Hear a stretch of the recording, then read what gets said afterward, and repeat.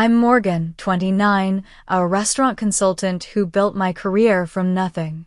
Tonight should have been simple. Just dinner at Lumiere, the fanciest restaurant in town, for my mother-in-law Diane's anniversary.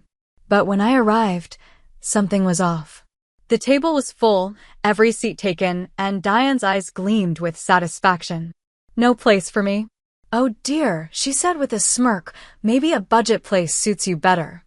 I felt my cheeks burn, then remembered exactly who I was. I burst out laughing. If you're enjoying family drama, let me know where you're watching from. Hit that like button and subscribe for more stories about standing your ground when family tries to put you down. My relationship with Diane was troubled from the moment I met her son Ethan during our sophomore year of college. We were taking the same business course, paired for a semester-long project. I was there on a partial scholarship, working 3 part-time jobs to cover the rest. Ethan, on the other hand, drove a BMW his parents had gifted him for his 18th birthday and lived in an off-campus apartment they paid for. None of that mattered to me. What caught my attention was his kindness, how he offered to study with struggling classmates, how he volunteered at the campus food pantry, and how he never once made me feel less than when I had to reschedule our project meetings around my work hours. He was nothing like the entitled rich kid I'd initially assumed him to be. We fell in love gradually, over coffee-fueled study sessions and late-night conversations about our dreams. I wanted to revolutionize struggling restaurants, having grown up helping at my aunt's diner that eventually closed due to competition from chains. Ethan wanted to use his family's wealth and connections in more meaningful ways than just accumulating more wealth. The first time Ethan mentioned meeting his parents, I was nervous but excited. They'll love you, he assured me, squeezing my hand. How could they not? Diane Preston lived in a world of country club memberships, charity galas, and social hierarchies. Their home was a sprawling colonial with manicured gardens and a 3-car garage, housing vehicles worth more than my entire childhood home. When Ethan introduced me, Diane's smile never reached her eyes. Morgan? That's an interesting name for a girl, she said, looking me over like I was a specimen under a microscope. And what does your father do? He's a mechanic, I answered proudly. Has his own shop now, but he started as an apprentice right out of high school. The slight narrowing of her eyes told me everything I needed to know. Throughout dinner, she peppered me with questions designed to highlight our class differences. Where I summered as a child, nowhere. We couldn't afford vacations. What clubs I belonged to, none, unless you counted the debate team, where I planned to intern. Wherever would hire me and work around my other jobs.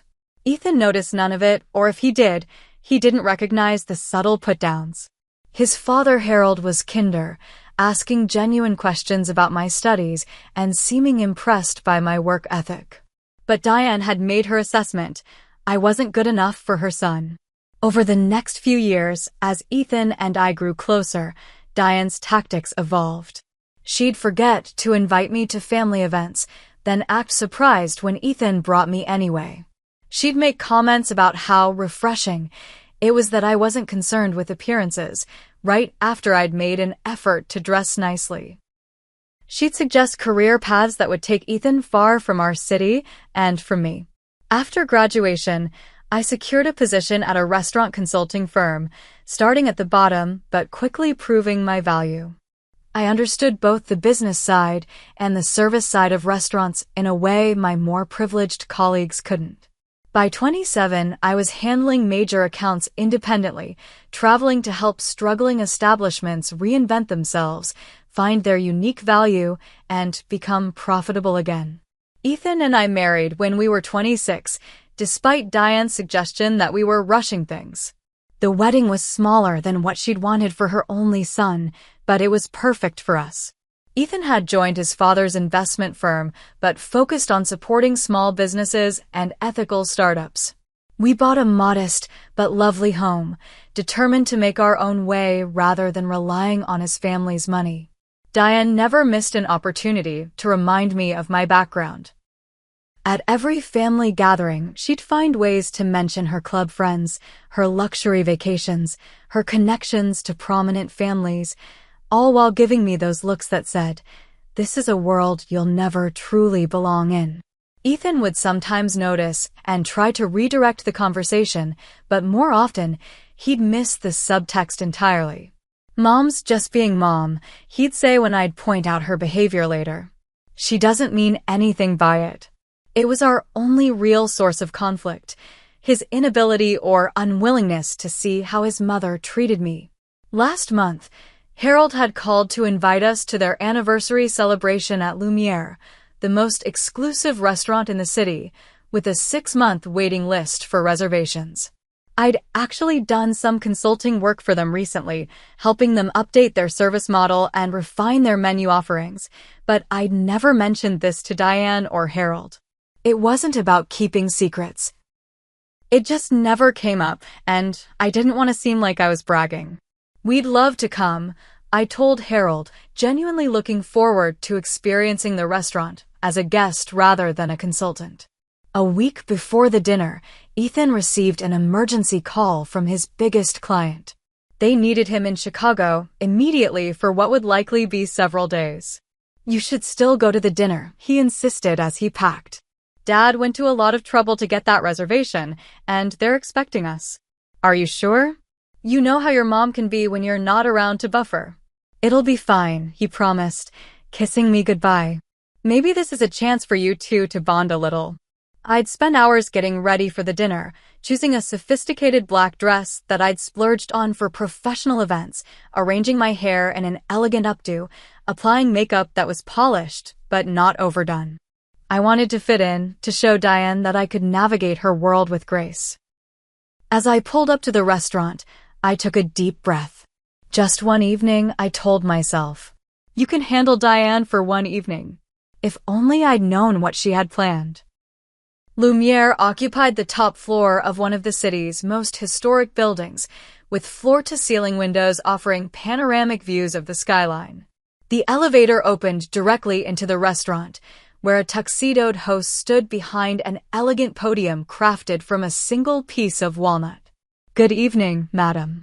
Do you have a reservation?" he asked with perfect professionalism. "I'm with the Preston party," I replied, "for Harold and Diane's anniversary dinner." Recognition flickered in his eyes. Yes, right this way."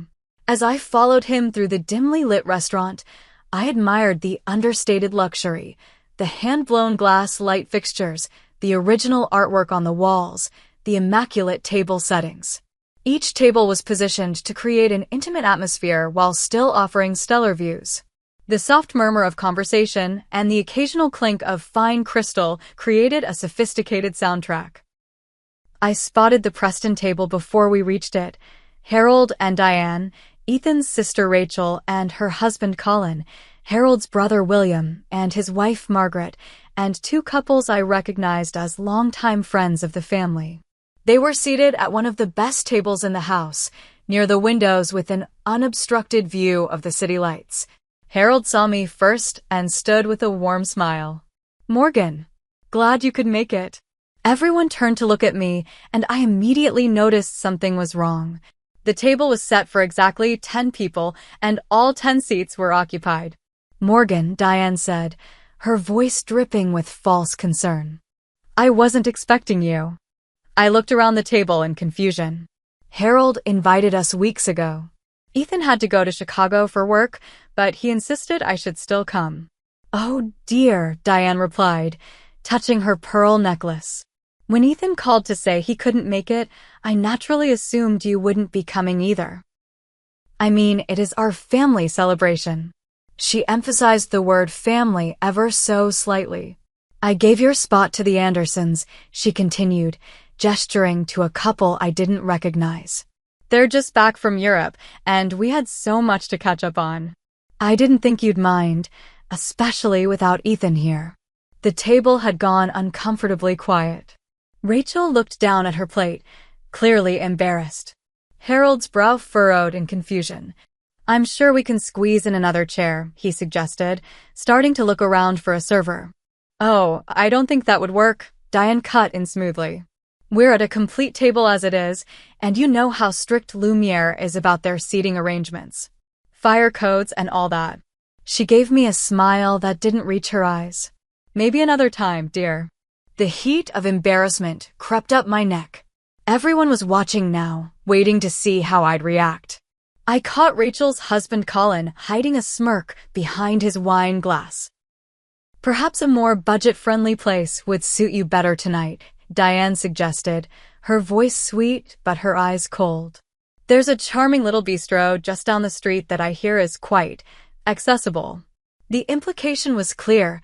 Lumiere was for people like them, not people like me.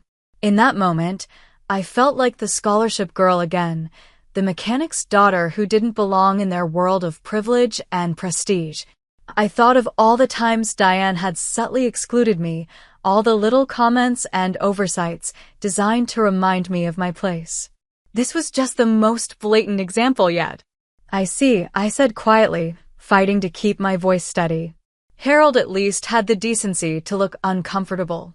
"Diane, surely we can."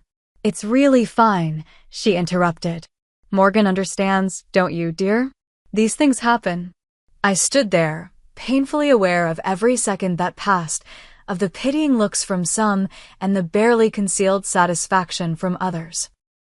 I thought about simply leaving, about calling Ethan in tears from the car, about never subjecting myself to Diane's cruelty again.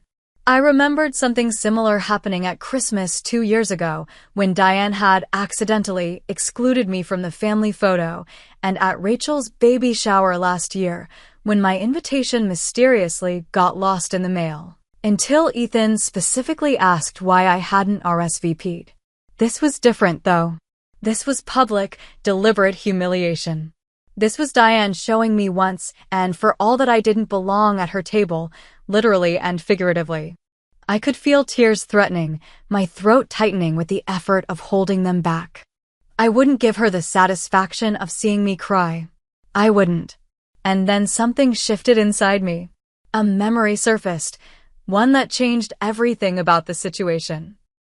As I stood there, processing my mother-in-law's calculated exclusion, my mind flashed back to 6 months earlier. I'd been called in to consult for a struggling high-end restaurant that had recently changed ownership. Their reservations had dropped by 30%, and reviews were becoming increasingly critical. That restaurant was Lumiere. James Bennett, the new owner and executive chef, had been desperate when my firm connected us. He'd invested his life savings and taken on significant debt to purchase what had once been the city's premier dining establishment, only to watch it falter under his stewardship. "I don't understand," he told me during our first meeting in this very dining room. "I trained in Paris. My technical skills are impeccable. Why aren't people coming?" I'd spent 3 weeks at Lumiere, observing operations, interviewing staff, analyzing customer feedback, and reviewing their financials. The problems were subtle but significant. The menu had become predictable, the service overly formal and cold, the wine list overpriced and uninspired. Most importantly, James had been trying to replicate his predecessor's vision rather than establishing his own. "You're not connecting with your customers," I'd explained during our final presentation. "They're not experiencing your passion or your story. They're getting technically perfect food in a beautiful setting, but they're not getting you." Together, we'd revamped everything from the menu descriptions to the server training protocols. We'd adjusted the lighting, updated the music selection, and created signature dishes that showcased James's unique background and vision. I'd even helped him create relationships with local farmers and artisans to source unique ingredients that told a story. Within 2 months, reservations had increased by 40%. By 4 months, they were booked solid for 6 months in advance, and James's signature seafood dish had been featured in a national culinary magazine. We developed a friendship through the process. James had even invited me back several times to taste new menu items and give feedback. The last time I'd been here, just 3 weeks ago, he'd insisted on naming a cocktail after me, the Morgan, a sophisticated blend of bourbon, bitters, and house-made cherry syrup that perfectly balanced sweetness and strength.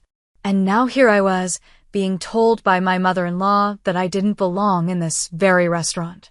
A slow smile spread across my face as the absurdity of the situation hit me. Diane had no idea about my connection to Lumiere. She'd chosen this venue specifically to highlight the difference in our worlds, never imagining that I had played a crucial role in making it what it was today. I could have simply left, as she clearly expected me to do. I could have called Ethan and created a family conflict. Instead, I made a different choice. "Excuse me for a moment," I said calmly, turning away from the table before anyone could respond. I walked directly to the host's stand, where the maitre d', Michael, was reviewing reservations. He looked up as I approached, recognition immediately lighting his face. "Ms. Wells, what a pleasure to see you again. Are you here to meet with Chef James?" "Actually, Michael, I'm here for the Preston anniversary dinner, but there seems to be a misunderstanding about the seating. Is James available, by any chance?" "Of course. He's in the kitchen, but I'll get him right away for you." As Michael disappeared through the swinging doors to the kitchen, I glanced back at the Preston table. Diane was watching me with narrowed eyes, probably wondering why I hadn't slunk away in embarrassment as planned. The others had returned to their conversations, likely assuming I was arranging for a ride home or perhaps securing a table for one somewhere else. Less than a minute later, the kitchen doors burst open and James emerged, his chef's coat impeccable despite the dinner rush. At 40, with salt and pepper hair and laugh lines around his eyes, he had the confident bearing of someone who had found his calling. "Morgan," he exclaimed, loud enough for nearby tables to turn and look. He embraced me warmly, unconcerned about formality. "Why didn't you tell me you were coming in tonight? I would have prepared something special." From the corner of my eye, I could see Diane's jaw drop. Harold looked confused. The rest of the table had gone silent again, all eyes on me and the owner of the most exclusive restaurant in the city as he greeted me like an old friend. "It was meant to be a surprise," I explained, gesturing subtly toward the Preston table. "I'm actually here for my in-laws' anniversary dinner, but there seems to have been a mix-up with the seating." James's eyes followed my gesture, taking in the scene and quickly assessing the situation. Something in my expression must have communicated more than my words, because understanding dawned in his eyes. "A mix-up? At my restaurant? That's unacceptable." He turned to Michael. "Prepare table 12 immediately for Ms. Wells." Table 12. The chef's table. The best seat in the house, positioned to overlook both the city and the open kitchen, usually reserved weeks in advance for visiting celebrities or culinary critics. "James, that's not necessary," I started. "I insist," he said firmly, loud enough for nearby tables to hear. "Nothing but the best for the woman who saved Lumiere." As James led me across the dining room, I could feel every eye on us, especially those from the Preston table. My mother-in-law's perfect plan was unraveling spectacularly, and I couldn't help the satisfaction that bloomed in my chest. Sometimes justice arrives in unexpected ways. "Save Lumiere? Isn't that a bit dramatic?" I murmured to James as he personally escorted me to table 12, his hand lightly guiding my elbow. "Not in the slightest," he replied, pulling out my chair. "Without your help, I'd likely be back to working as a sous chef somewhere, drowning in debt from a failed investment." "You transformed this place, Morgan." The table was being rapidly prepared by two servers who seemed to materialize out of nowhere. A crisp white tablecloth was spread, elegant place settings arranged, a small vase of fresh flowers placed just so. "Tonight, you're my honored guest," James continued. "I'll have the kitchen prepare a special tasting menu for you, on the house, of course." "James, that's really not." "I won't hear any arguments," he said with a wink. "Michael will take care of you. I need to get back to the kitchen, but I'll come check on you later." As James returned to the kitchen, I caught sight of the Preston table. They were all staring, some with confusion, others with surprise, and Diane with barely concealed fury. The perfect seating arrangement for her anniversary dinner had been upstaged by her unwanted daughter-in-law being treated like royalty. Michael appeared at my side. "Chef has instructed me to offer you anything from our wine cellar. Perhaps the Chateau Margaux 2010? I believe it was your recommendation that we add it to our list." "That would be lovely, thank you, Michael." As I settled in, I saw Harold rise from his seat and approach my table. His expression was a mix of confusion and curiosity. "Morgan," he said, looking around at my premium placement. "What's going on? How do you know the owner?" I smiled. "I consulted for Lumiere 6 months ago when James took over. The restaurant was struggling, and I helped him turn things around." Harold's eyebrows shot up. "You did? I had no idea." Diane was telling everyone how impossible it was to get a reservation here, how she had to call in favors from the Whitmores. "Is everything all right, Mr. Preston?" Michael had returned with my wine. "Yes, I was just speaking with my daughter-in-law," Harold replied, still looking bewildered. "Ms. Wells is highly respected here," Michael said as he decanted my wine with expert precision. "Chef credits her with Lumiere's current success." Harold looked at me with new eyes. "I see." He hesitated, then added, "Would you like to join us back at our table?" "I'm sure we can make room." "That's very kind, Harold, but Chef has arranged a special menu for me here. Please, go enjoy your anniversary dinner. We can catch up later." After Harold returned to his table, I saw him speaking intently to Diane, whose face had turned an interesting shade of red. The other guests were stealing glances in my direction, whispering among themselves. The first course arrived, a delicate amuse-bouche that wasn't on the regular menu, accompanied by a note card in James's handwriting, for the woman who taught me to tell my story through food. As I savored the exquisite flavors, Rachel approached my table next, looking sheepish. "Mom said you weren't coming," she said without preamble.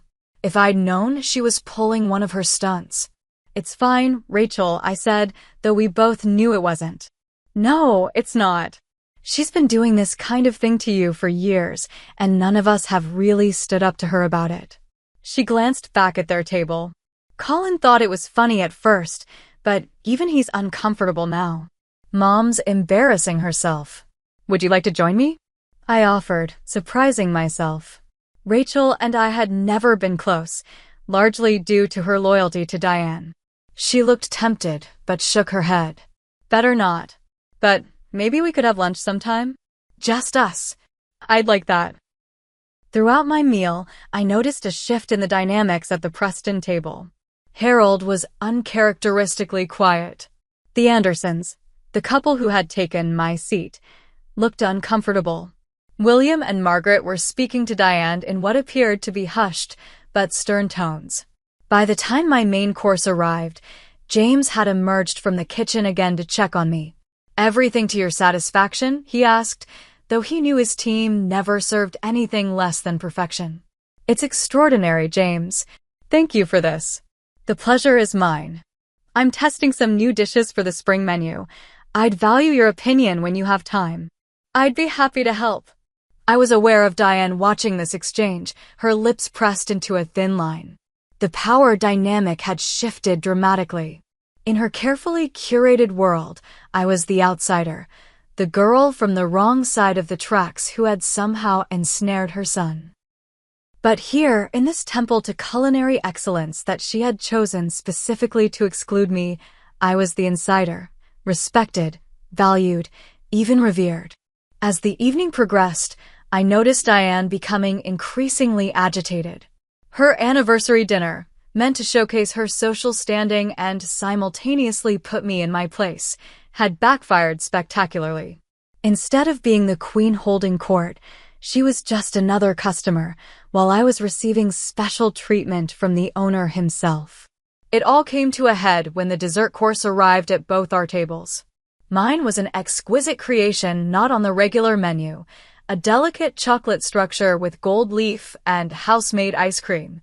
The Preston table received the standard dessert offering, elegant but not personalized. That's when Diane finally snapped. This is ridiculous.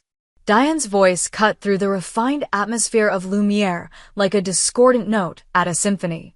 She had risen from her seat and was now storming toward my table, her anniversary dinner forgotten. Heads turned throughout the restaurant. The soft murmur of conversation dimmed as diners paused to watch the unfolding drama. Diane, Harold called after her, his tone warning, but she ignored him. She stopped at my table, her perfectly manicured hands gripping the back of the empty chair across from me. What did you do? Pull strings? Use Ethan's name to get special treatment. I set down my dessert fork calmly. Good evening, Diane. Would you like to join me? Don't play innocent, she hissed, lowering her voice but not her intensity. You planned this, didn't you? You knew I didn't include you in the reservation, so you came anyway and arranged this whole spectacle to embarrass me. I took a slow sip of water, giving myself a moment to control my response. Actually, I came because Harold invited us weeks ago, and Ethan insisted I should still attend even after his work emergency. I had no idea you'd removed me from the reservation. Then how do you explain all this? She gestured wildly at my table, the special dishes, the premium wine. The owner treating you like royalty? I believe I can answer that, came James's voice as he approached, alerted by the commotion. He extended his hand to Diane. James Bennett, owner and executive chef of Lumiere. You must be Morgan's mother-in-law. She's mentioned you. Diane reluctantly shook his hand, thrown off balance by his intervention. Yes, I'm Diane Preston. We're celebrating our anniversary tonight. She attempted to regain her composure, switching to the charming socialite persona she presented to those she deemed important. Your restaurant is exquisite. Thank you, James replied with professional courtesy. And thank you for being family to Morgan. She's quite extraordinary, isn't she? Lumiere wouldn't be what it is today without her expertise. Diane's smile froze. Her expertise? Of course. When I purchased this restaurant last year, it was hemorrhaging money and reputation. Morgan revolutionized everything from our menu development to our service protocols. That cocktail you're drinking? She helped create it. The seasonal tasting menu? Her concept. She even connected us with the local farmers who supply our produce. With each word from James, Diane's carefully constructed narrative about me crumbled further. The other Preston dinner guests had now gathered nearby, drawn by the confrontation, but staying to hear revelations about the daughter-in-law they'd been conditioned to view as an outsider. I had no idea, Harold said, looking at me with newfound respect. Morgan, why didn't you tell us you worked with Lumiere? I shrugged. It was just another client. I didn't want to seem like I was bragging. Just another client? James echoed incredulously. Morgan, you transformed this place. We've been written up in every major food publication in the country since implementing your recommendations. The ripple of whispers among the gathered family members was almost comical. Rachel was staring at me like she'd never seen me before. William and Margaret exchanged meaningful glances. The Andersons looked like they wished they could disappear. Diane remained frozen, her social mask slipping to reveal the calculation beneath. I could almost see her rewiring her understanding of who I was, who we were in relation to each other. Well, she finally managed. How interesting. I suppose your background in food service came in handy after all. It was a last, desperate attempt to maintain her narrative, to reframe my professional success as something quaint, something still beneath her. Something in me finally snapped. Years of subtle put-downs, exclusions, and condescension crystallized into a moment of perfect clarity. I stood slowly, making sure I was at eye level with her. My background, I said quietly but firmly, is in business strategy, market analysis, and operational efficiency. I have a master's degree in hospitality management from Cornell. I've saved dozens of restaurants across the country from bankruptcy. I've been profiled in Business Weekly and named one of the top consultants in my field. I took a step closer to her. But you've never bothered to ask about my career, have you, Diane? You decided who I was the moment you learned my father was a mechanic. You decided I wasn't good enough for Ethan, for your family, for your world. The restaurant had gone completely silent. Even the kitchen staff had paused to watch. That's not true, Diane protested weakly. I've always been welcoming. You've been anything but welcoming, Harold interrupted, surprising everyone. Morgan's right, Diane. You've treated her poorly from day one. I noticed, but I didn't say anything. That was wrong of me. Diane turned to her husband, betrayal written across her features. Harold, it's time for some honesty, Diane, he continued firmly. Tonight was supposed to be about celebrating our 30 years together, but instead, you used it as another opportunity to exclude and embarrass Morgan. That's not the woman I married. That's not who we are. Diane's face flushed crimson. She looked around at the circle of family members, searching for an ally and finding none. Even her loyal daughter Rachel was looking at her with disappointment. I think, William said into the uncomfortable silence, that an apology is in order. All eyes turned to Diane. The perfect anniversary dinner she had planned was now thoroughly derailed, her social standing in this exclusive restaurant compromised, her family united against her behavior. I may have been hasty in my assumptions, she managed, each word clearly costing her. If I've made you feel unwelcome, Morgan, that wasn't my intention. It wasn't a real apology. We all knew that, but it was as close as Diane Preston had ever come to admitting she was wrong. Thank you, Diane, I replied with as much grace as I could muster. I appreciate that. An uncomfortable silence fell over the group. James, sensing the tension, stepped in smoothly. Mrs. Preston, while your table is being cleared, perhaps you and your guests would enjoy coffee and digestives in our private lounge? On the house, of course, for your anniversary. Diane seized the lifeline, eager for an escape from the public humiliation. That would be lovely, thank you. As the group began to disperse, Harold lingered behind. Morgan, would you join us? I shook my head. I think I'll finish my dessert and head home. It's been quite an evening. Harold nodded in understanding. I owe you an apology, too. I've known how Diane treats you, and I've let it go on too long. That changes tonight. After they left for the lounge, James returned to my table. Well, that was dramatic, he said, sitting down across from me. Are you okay? Surprisingly, yes, I replied, realizing it was true. It's been a long time coming, actually. Family dynamics are complicated, he said wisely.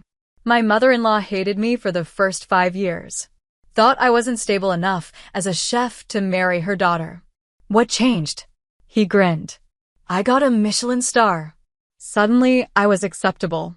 I laughed. So all I needed was a restaurant revolution to earn my mother-in-law's respect? Sometimes people only understand success in terms they recognize, he said with a shrug. Speaking of which, that offer to consult on our spring menu was serious. When you have time. As I finished my dessert in peace, I realized that something fundamental had shifted tonight. The careful power structure Diane had maintained for years had been irreversibly altered. It wasn't just about her learning of my professional success, it was about others in the family finally seeing her behavior for what it was. When I finally left Lumiere that night, I felt lighter somehow. The truth, even when it arrives through conflict, has a way of clearing the air. The morning after the dinner debacle, my phone began chiming with notifications before I'd even finished my first cup of coffee. It started with a text from Rachel. That was wild last night. Mom's still in shock. Lunch next week? My treat. Then came an email from Harold, formal as always. Morgan, I want to reiterate my apology for last night's unfortunate situation. Diane and I would appreciate a chance to speak with you and Ethan when he returns. Please let us know when might be convenient. William's wife Margaret, who had always been polite but distant, sent a friend request on social media. The Andersons, who had unwittingly occupied my seat, sent a lavish flower arrangement with a note expressing their embarrassment at being unknowing participants in an uncomfortable situation. By midday, everyone from the dinner had reached out, everyone except Diane. Ethan called during his lunch break, concern evident in his voice. "Dad called me this morning. What happened last night? Are you okay?" I gave him the condensed version, trying to stick to facts rather than emotions. As I spoke, I could hear his breathing change, growing heavier with each detail. "I can't believe she did that," he said when I finished. "Actually, no, I can believe it. I just can't believe I've let it go on so long." "I'm so sorry, Morgan. You didn't know she'd pull something like this. But I knew how she treats you. I've known for years, and I've made excuses because it was easier than confronting her." His voice cracked slightly. "That stops now. I'm coming home early. My flight lands tonight." When Ethan arrived home, exhausted from his rushed travel arrangements, he held me longer than usual. "No more," he whispered into my hair. "No more letting her treat you like this." The next day, Harold called to invite us to their home. "Diane has something she'd like to say," he explained. I felt a knot form in my stomach. "Harold, I don't know if I'm ready for another performance."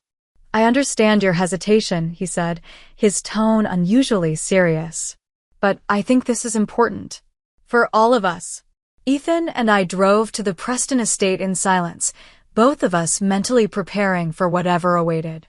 The sprawling colonial looked the same as always, immaculate and imposing, but something felt different as we walked up the familiar path to the front door. Harold greeted us himself, unusual, as they typically had household staff answer the door. "Thank you for coming," he said, leading us to the formal living room where Diane sat perched on the edge of an antique settee. She looked smaller somehow, less formidable than she had the night before. Her perfect posture remained, but there was a tightness around her eyes that spoke of a sleepless night. "Ethan, Morgan," she acknowledged as we sat across from her. "Thank you for coming." An uncomfortable silence followed. Harold cleared his throat pointedly. "I want to apologize," Diane finally said, each word clearly rehearsed. "My behavior at the restaurant was inappropriate. I should not have excluded you from the dinner, Morgan." Ethan tensed beside me. "That's it? After years of making Morgan feel unwelcome, after deliberately humiliating her in public, all you have to say is it was inappropriate." "Ethan," Harold began, but Diane raised a hand to stop him. "Your father and I had a long conversation last night," she said, looking directly at Ethan. "He helped me see that my behavior has been problematic." "Problematic?" Ethan echoed incredulously. "Mom, you've been borderline cruel to Morgan since the day you met her." "Why? Because her family doesn't belong to the right clubs? Because she worked her way through college instead of having it handed to her." Diane flinched at his words. "It wasn't that simple." "Then explain it to me," he challenged. "Help me understand why you've spent 6 years trying to make my wife feel like she doesn't belong in this family." For a moment, I thought Diane might retreat behind her usual veneer of icy propriety. Instead, something unexpected happened. Her carefully constructed facade cracked. "Because she didn't need us," she said quietly. "You didn't need us anymore." Ethan and I exchanged confused glances. "What are you talking about?" he asked. Diane smoothed an invisible wrinkle from her skirt. "From the moment you were born, everything was planned. The best schools, the right connections, joining your father's firm. We gave you everything, paved every step of your path." Her voice wavered slightly. "Then you met Morgan, and suddenly our plans, our world, wasn't good enough anymore.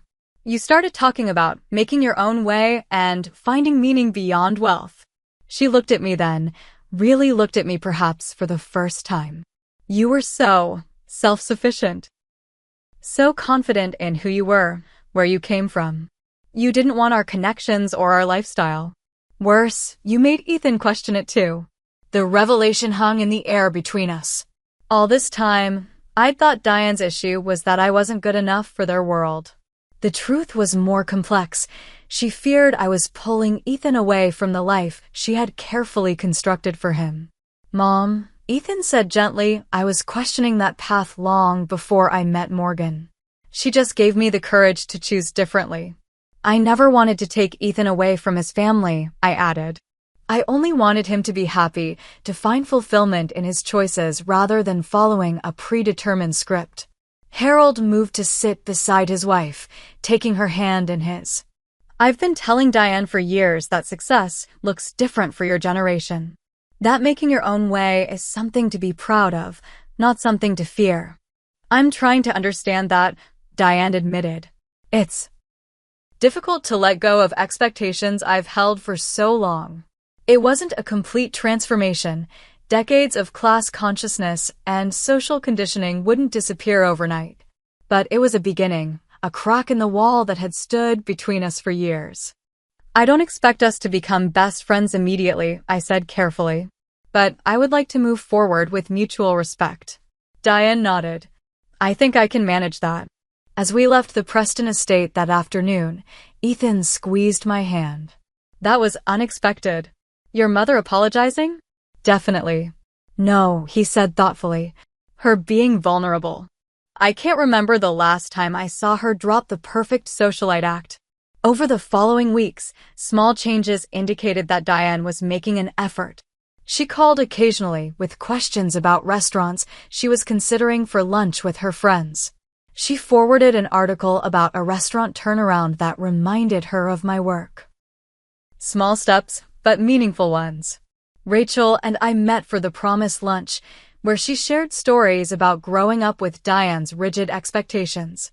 It was suffocating sometimes, she admitted. Everything had to be perfect, had to fit the image she wanted to project. That sounds exhausting, I said. It was. Still is, sometimes.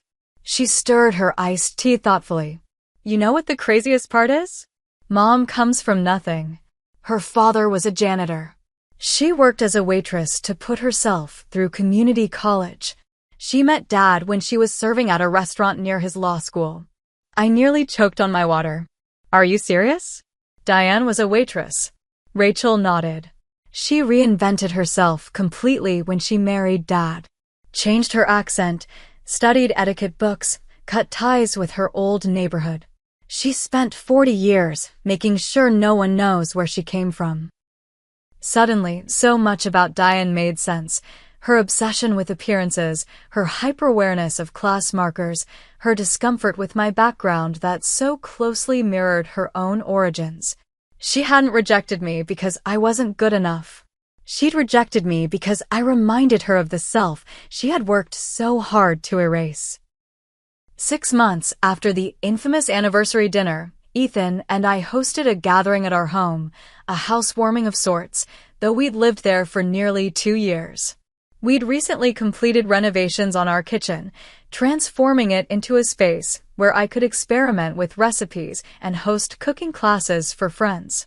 This is lovely, Harold commented as he accepted a glass of wine. You've done wonders with the place.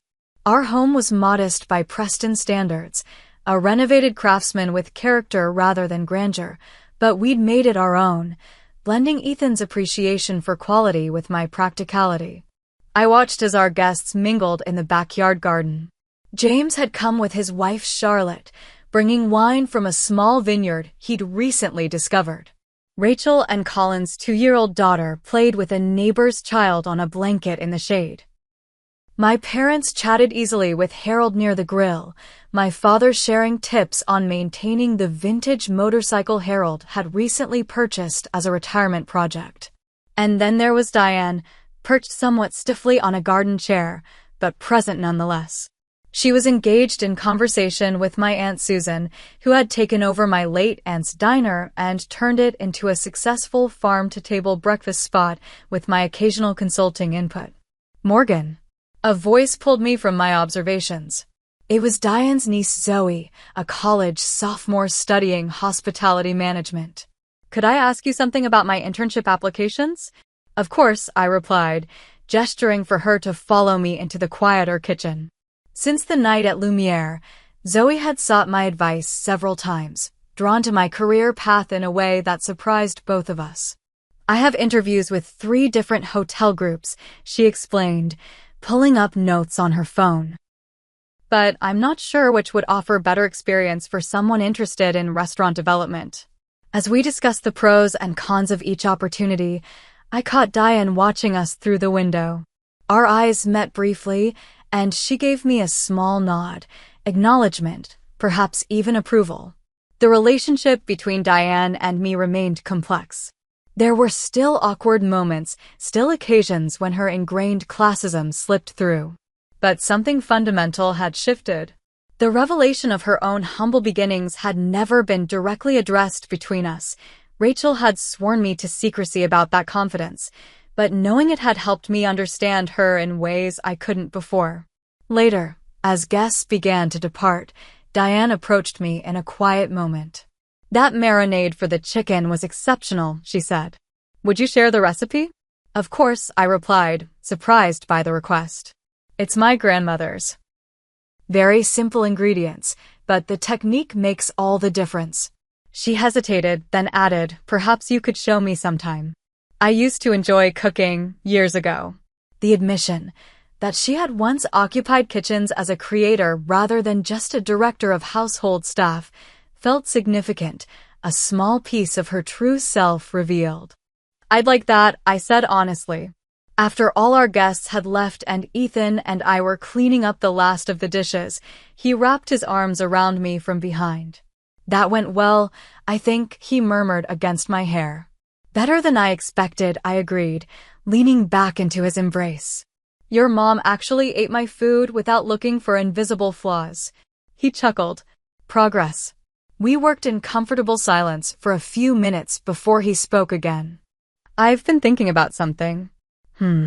What would you think about starting a family soon?" I turned to face him, searching his expression. "Really? You're ready?" He nodded. "I think so. Watching you with Rachel's little girl today. I could see you as a mother. A great one. And what kind of in-laws will we be, do you think?" I asked, only half joking. "The kind that respect boundaries," he said firmly. "The kind that support without controlling. The kind that accept our children's choices, even when they're different from what we imagined." I thought about the journey with Diane, from rejection to reluctant acceptance to our current cautious rapport. I thought about how assumptions and fear had robbed us of years of potential connection. I thought about the healing that had begun, imperfect though it was. "I'd like that," I said, resting my head against his chest. "To break the cycle."